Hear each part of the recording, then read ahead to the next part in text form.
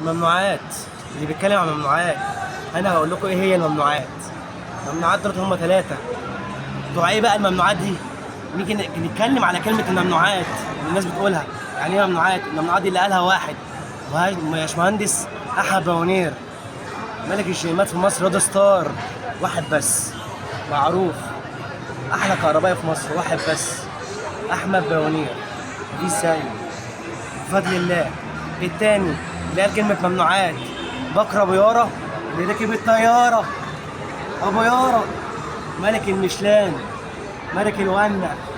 هنرجع ونقول التالت الحاج مسعد فهمي، يعني جمالية، يعني سكوتر، يعني الله أكبر علينا. اللي هيروح عنده هناك ربنا هيرزقه ويكرمه. بص تاخد كده وانت مغمي عينيك، قول يلا على الله. الحاج مسعد، الحاج بكر ابو يارا، احمد يا بونير، يا ممنوعات. اساس الممنوعات انتوا، اساس كلمه الممنوعات الثعلب المجنون. انا المجنون، انا الممنوعات. اه هنقطع بس.